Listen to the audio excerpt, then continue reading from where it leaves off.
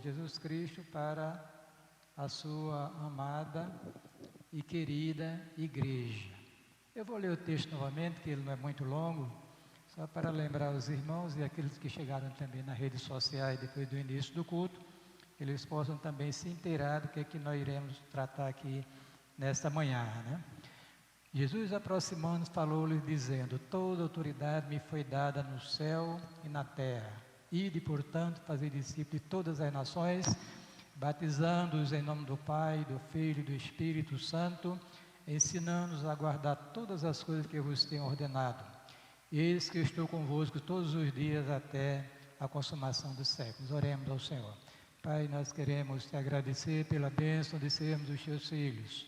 Queremos, ó Deus, te agradecer pelas partes do culto que já se desenvolveram aqui nesta manhã, em tua casa, e rogamos ao Senhor a continuidade da tua bênção sobre esta programação, e servido a nos usar neste momento para abençoar os teus filhos que se encontram aqui no santuário e aqueles que estão nos assistindo nas redes sociais e que um dia irão abrir o vídeo para assistir a programação, ouvir a tua santa e bendita palavra.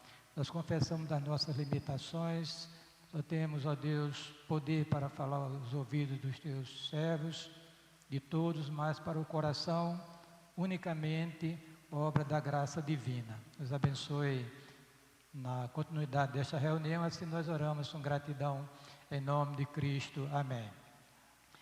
Amados, segundo a Bíblia nos revela, Deus tem um programa estabelecido, que foi feito na eternidade, ou programado na eternidade. Este programa ganha uma dimensão, digamos assim, especial quando o próprio Deus, na pessoa do seu Filho Jesus Cristo, encarna, assume a natureza humana e vem morar conosco. Aos 33 anos, 3 anos após começar o seu ministério, Jesus é levado à cruz do Calvário e ali ele entregou a sua vida por nós, pecadores. Aquele ato que Jesus realizou na cruz é o que existe mais importante em toda a história da redenção, a morte de nosso Senhor Jesus Cristo. Porque ali ele levou sobre si os nossos pecados e nos reconciliou com Deus. Ressurreto, depois de 3 dias, o Senhor, já após os 40 dias que ele prometeu estar ainda com os seus discípulos, os reúne lá em Betânia, e ali ele lhes dá a grande comissão. Ou seja, aquilo que ele realizou na cruz do Calvário deveria ser agora propagado pela igreja enquanto ela existisse aqui na face da terra. A grande comissão está registrada no livro de Mateus, de Marcos, de Lucas também, e você pode pegar assim um pouquinho lá em São João e em Atos, capítulo 1, versículo 8. Nós vamos aqui nesta manhã, rapidamente, porque nós temos ainda que realizar os batismos, tem uma programação a cumprir, falar sobre os pontos essenciais ou salientes desta grande comissão, conforme o relato de Mateus que foi lido. Primeira coisa, irmãos, que nos apresenta aqui é a autoridade de quem fez ou deu a grande comissão à igreja. Olha o que o texto sagrado diz. Aproximando Jesus deles, falou dizendo: toda a autoridade me foi dada no céu e na terra. Quem estava falando era o Cristo ressurreto, o Filho de Deus, aquele que Paulo diz que nele habita toda a plenitude da divindade, aquele que a Bíblia diz que tudo converge para ele, tudo é dele, por ele e para ele. Este Senhor glorioso, todo-poderoso, ele agora comissiona o seu povo, lhes dá uma tarefa para cumprir aqui neste mundo, e uma tarefa que nenhum crente em Jesus Cristo pode se omitir de se comprometer com ela. Basta de crente assistente, crente descompromissado com a obra do Senhor. A grande comissão, queridos, foi dada à igreja. O Estado não tem responsabilidade de propagar o Evangelho de Jesus Cristo. Deus não lhe deu esta tarefa. Não deu também aos anjos dos céus. Aliás, a Bíblia diz que os anjos até anelaram que esta tarefa ficasse sob a sua responsabilidade, mas Deus não permitiu. Vou provar. Quando Cornélio tem aquela visão de um anjo, que se apresenta a ele por ordem divina, e diz a Bíblia que o anjo chegou para ele e trouxe uma mensagem. Diz primeiro que as suas orações foram, e as suas esmolas subiram aos céus e estão diante de Deus em memória. E depois ele diz, vai, manda chamar a Pedro, que te dirá palavras com as quais tu serás salvo. Uma pergunta, será que os anjos não conhecem o programa Redentor? Evidentemente que sim, mais do que eu, do que você. Porque eles são espectadores desde o planejamento que Deus fez, né? Eu não diria no momento que o Conselho da Santíssima Trindade se reuniu, mas depois eles foram conhecendo este programa que foi se desenrolando na história da redenção. Mas, irmãos, foi dado à igreja. A igreja é a agência propagadora do reino de Deus. E eu disse, torno a repetir, nenhum servo de Deus, homem, mulher, jovem ou idoso, né? Ninguém que professa a fé em Jesus Cristo pode deixar esse programa, esta grande comissão de lado.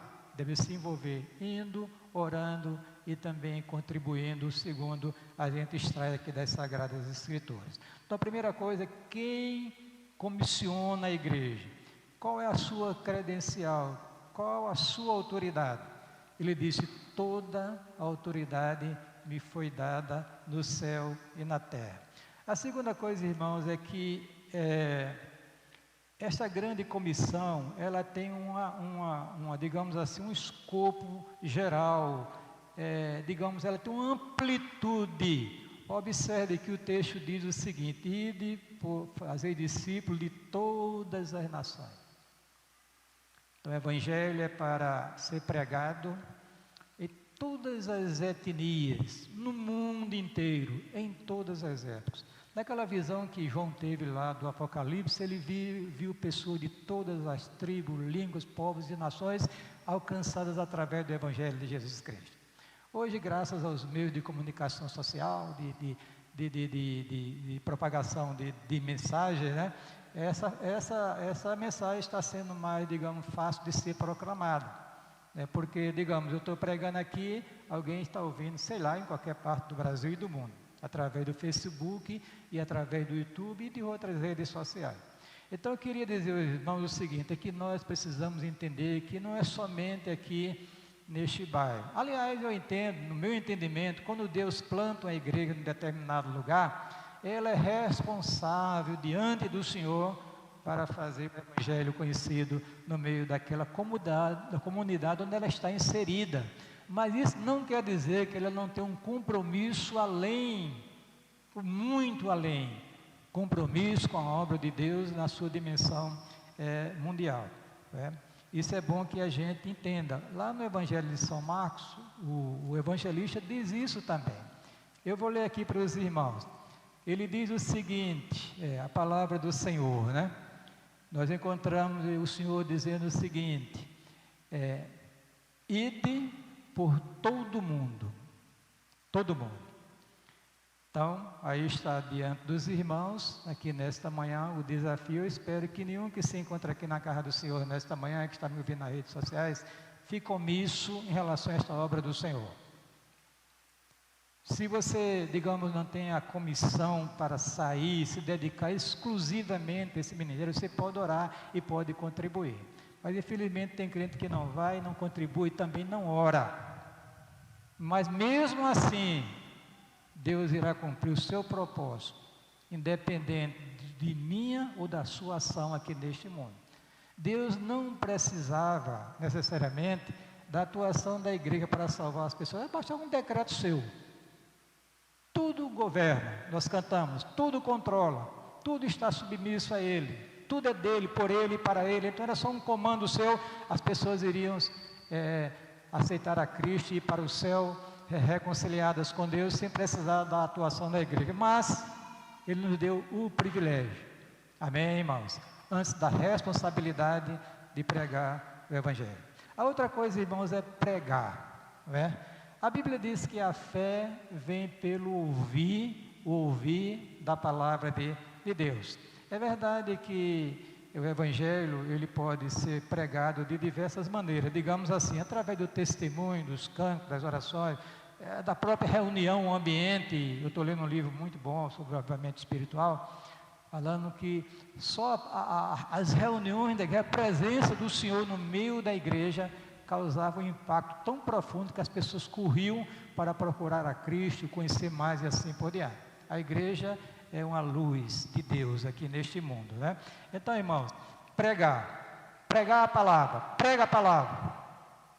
Nós temos aqui 5 pastores, comigo 6 pastores, tem centenas aí no Brasil e milhares no mundo inteiro, que eles têm a grande responsabilidade de capitanear este processo de proclamar o Evangelho de Jesus Cristo através da pregação da palavra.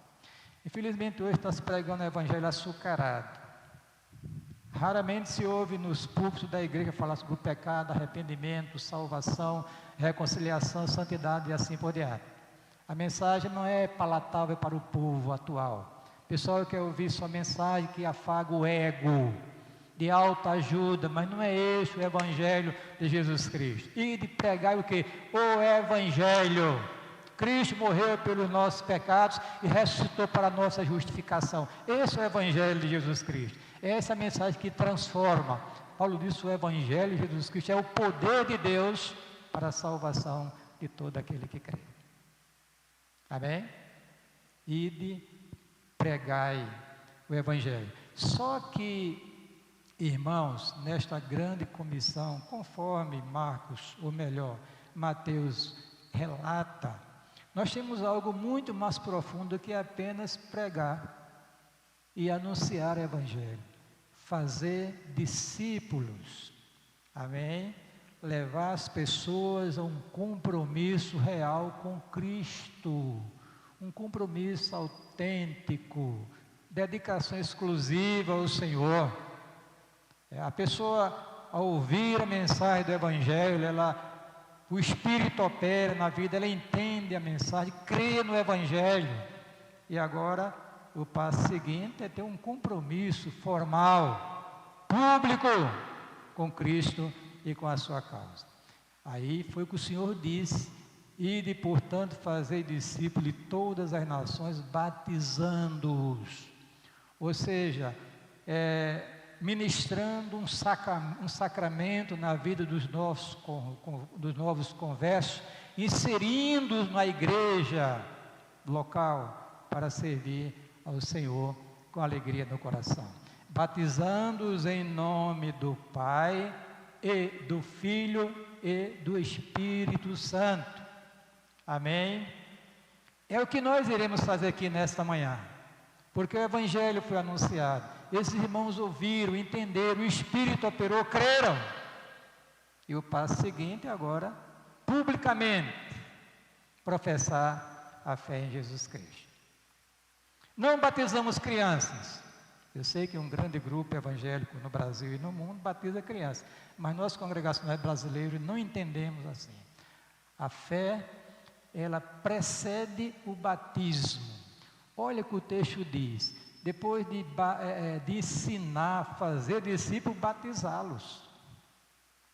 Quem crê e for batizado, então está fora do contexto do programa redentor. Uma criança que não tem ainda a idade da razão, ser batizada, imersa ou aspergida a água sobre ela. A ordem do Senhor é que os que creem sejam batizados. Não é uma opção, é uma ordem, é um sacramento, é uma ordenança do Senhor, que todos que creem em Jesus Cristo, eles procuram o batismo. Nenhuma dessas pessoas que se encontram aqui, para serem batizadas nesta manhã, foram persuadidas, né?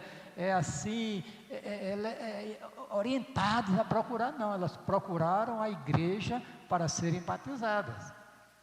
E quando houve essa procura, a igreja agora preparou, como tem preparado, uma classe para instruí-las nos conceitos básicos da fé cristã. Então, depois desse ensino, dessas instruções, o passo seguinte é nós constituímos, como nós já constituímos aqui para o caso e para os outros casos passados, uma comissão de presbíteros da igreja para conversar com cada um dos candidatos de forma individual. Depois desta conversa positiva, nós convocamos uma assembleia de membros para avaliar a questão. Coloca-se diante da igreja o nome das pessoas, dá todas as informações sobre o processo que antecedeu e a igreja homologa, autoriza. E nós estamos aqui hoje pela manhã debaixo da graça, da bondade, da misericórdia de Deus para realizar os atos batismais para a glória de Deus. Amém, irmão? Pois é, então foi o Senhor que disse, né? Ide, ensinai, fazei discípulos todas as nações, batizando-os em nome do Pai, do Filho e do Espírito Santo. Mas tem mais coisas ainda, irmãos, é o ministério didático da igreja. Não só os novos convertidos, mas todos os crentes em Cristo, eles têm na igreja uma instituição que tem um papel didático, ou seja, de ensino, de instrução para o crescimento espiritual da igreja, irmãos, através do ministério da palavra. Afinal de contas, está escrito lá em Efésios, capítulo 4, 11, que Deus deu à igreja apóstolos, profetas, evangelistas, pastores, doutores, para quê? Para promover o crescimento espiritual da igreja através do ensino da palavra de Deus. Nós, no início, nós ensinamos as coisas básicas para estruturar a fé do novo converso, do novo converso. Mas depois nós temos umas coisas para ensinar aos irmãos amados no Senhor através do ministério didático da igreja. Por exemplo, Paulo disse, quando falou com os presbíteros de Éfeso, lá em Atos capítulo 20, que ele disse: não deixei de ensinar todo o conselho de Deus de casa em casa. Quer dizer, Paulo, como apóstolo, tinha essa responsabilidade, que é a responsabilidade da igreja de ensinando todas as coisas que Jesus ordenou. Principalmente, eu estava lendo os comentários aqui, de Hernandes Lopes, principalmente a questão do padrão ético, moral, que está lá nas palavras de Jesus, no Sermão do Monte e nas parábolas, nos seus ensinamentos, outros, espalhados em todos os evangelhos. E terminando, irmãos, nós encontramos aqui o seguinte: o Senhor fazendo uma promessa maravilhosa: e eis que estou convosco todos os dias, até a consumação dos séculos. Coisa mais maravilhosa que você possa imaginar é esta presença do Senhor com a sua igreja, enquanto ela existia aqui na face da terra, onde ela se reunia. A presença de Deus é realidade através do seu Espírito na vida de cada crente individual, no momento, no ato de sua conversão. A partir da conversão genuína a Cristo, o Espírito vem habitar naquela pessoa, ela se torna santuário do Deus Altíssimo. Então Deus está dentro do seu coração. Pastor, como é isso? Um Deus imenso, todo-poderoso, habitar num pobre, miserável, pecador. Mas é o que a Bíblia diz, irmão, é um tesouro num vaso de barro. Mas também o Senhor prometeu que todas as vezes que nós nos reunimos em nome de Cristo para a celebração, estaria ali Ele no meio deles. Você precisa valorizar mais a reunião da sua igreja. Não é por causa do pregador, do cantor, do grupo, de A, B, C, não importa. É justamente por causa da presença do Senhor da igreja no meio dela. Quando um crente falta a reunião da igreja, ele está perdendo o privilégio de usufruir da presença do Senhor.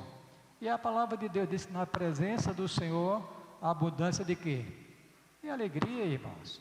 De alegria. Você quer coisa mais maravilhosa do que isto? Gozar, ter o privilégio de gozar da presença do Senhor da igreja, que enche o santuário com a sua presença. Infelizmente, os nossos olhos estão fechados espiritualmente. Lamentavelmente, nós não conseguimos enxergar esta verdade que a palavra de Deus nos revela. Eis que estarei convosco todos os dias, na obra de evangelização, nos cultos normais da igreja, nas reuniões da igreja, em nome de Cristo, o Senhor estabelece no meio do seu povo. Desde adolescente que eu adquiri um hábito sagrado, glória a Deus, de ir para a igreja, independente de circunstância. Tem gente que a gripe passa no Japão, o cara já está profetizando que está doente, não vai para a igreja. Coloca 1000 obstáculos para não comparecer às reuniões onde o Senhor está sendo honrado, celebrado e glorificado. É uma incoerência terrível. Mas os que estão aqui nesta manhã já ficam sabendo que o Senhor disse: eis que estarei convosco todos os dias até a consumação dos séculos. Amém? Mas encerrando, eu queria falar sobre um assunto aqui, porque às vezes esses ouvidos tinem quando alguém vai dizer que o batismo que nós praticamos não é o batismo cristão. Pense um negócio que eu estremeço, estribucho, como diz o nordestino. O grupo evangélico geralmente se divide entre imersão e aspersão. Os irmãos imersionistas acham, pelo menos a maioria deles, que eles é que estão praticando o batismo correto. Será? Só eles.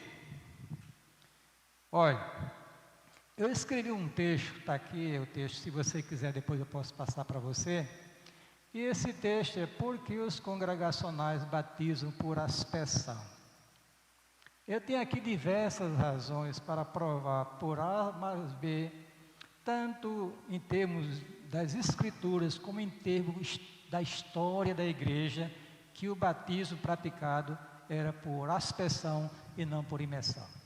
Nós congregacionais aceitamos o batismo por imersão.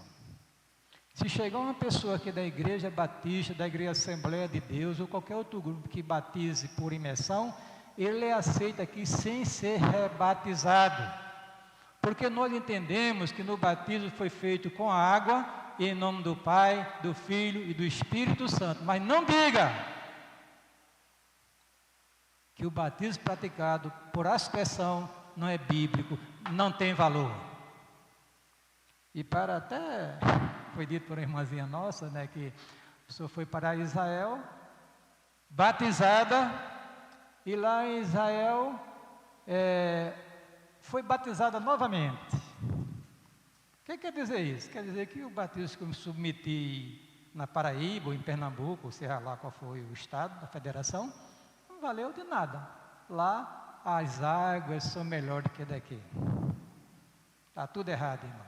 Quando eu fui para Israel, quando estava dentro do ônibus lá, a guia que estava nos levando para o Jordão, para a gente ver o lugar onde João batizava, onde Jesus presumivelmente foi batizado, e ela dizia o seguinte: olha, chegou a hora, quem quiser renovar o batismo, que ela falava em portunhol, chegou a oportunidade. Aí eu, atrevidamente, pedi licença, peguei o microfone e disse: olha, batismo não se renova.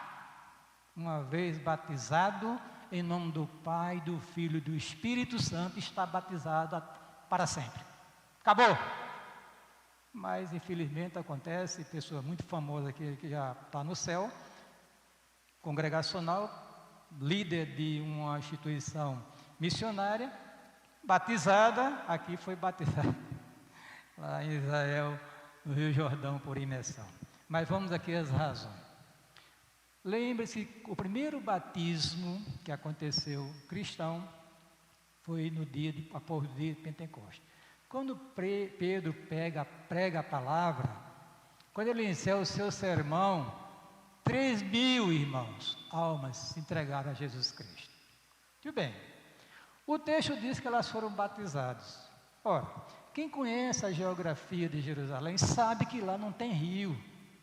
Jerusalém fica numa colina, no monte, o monte de Sião, não tem rio. As águas ali são águas acumuladas em tanques.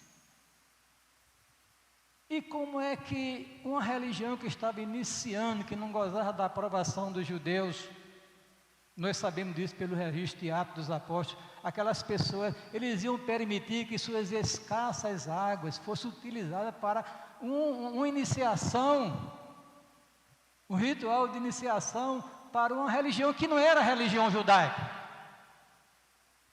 Não, vamos para o Jordão. Aí teria que andar muitos quilômetros a pé com aquelas 3.000 pessoas, com a família. Isso é impraticável, irmãos. Fazer tanque para batizar as pessoas também era pior ainda. Onde é que iria conseguir as águas para encher aqueles tanques? A primeira coisa, a questão geográfica está depondo a favor de um batismo por aspersão, ou efusão, jogar água sobre a pessoa, abençoando em nome do Pai, do Filho e do Espírito Santo. Olha, a palavra batismo, o senhor é professor de grego, ela realmente significa imersão, mas não é só imersão não, ela pode significar em algumas circunstâncias purificação, e a purificação no meio do judaísmo era por aspersão, aspergia-se água, sangue, cinza, e aonde aquilo tocava, aquela gotinha tocava, ali era o batismo realizado. O cristianismo segue, mais ou menos, historicamente, uma linha judaica. Era uma prática de purificação, né, que quando os cristãos começaram a aplicar, não causou muito problema no meio dos cristãos que eram judeus e se converteram ao cristianismo. Muito bem, vamos agora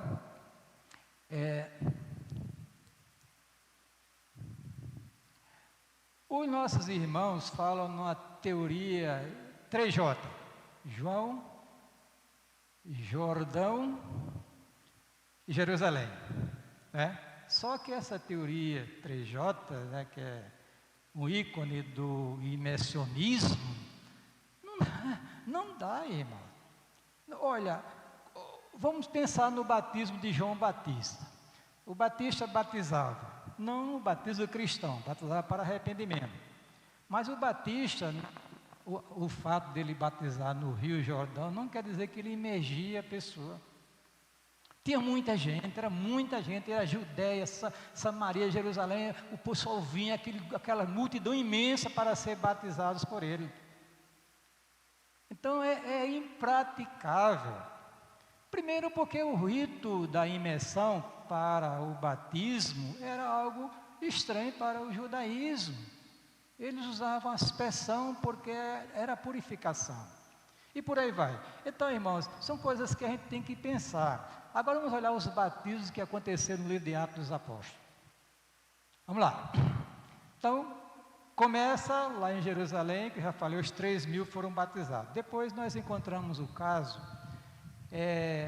de Paulo, que levantou-se e foi batizado na casa de Ananias.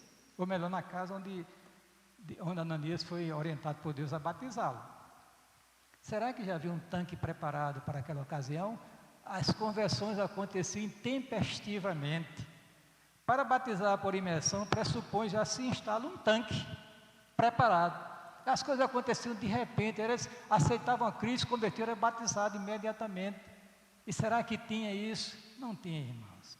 Então, a lógica, o bom senso mostra que o batismo era por aspersão e não por imersão. Apesar de que imersão nós aceitamos, porque tem água e é batizado em nome do Pai, do Filho e do Espírito Santo. Estou argumentando aqui porque muitos dizem que o nosso batismo não é batismo cristão. Aí eu não consigo aguentar. Vamos pensar no batismo do oficial de Candace. Diz o texto que ele disse assim: eis aqui a água, quem impede que eu seja batizado? Que água era aquela? Era um riacho? Era um rio? Ou era um poço artesiano? O lugar era deserto. Bom, tinha água.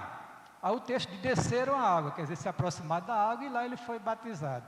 Então, os irmãos concluam, esse batismo, pelo menos no relato, olhando, saindo um pouquinho do nosso contexto, indo para o contexto histórico da época, o batismo do eunuco, tesoureiro de Candace, foi por aspersão e não por imersão, né?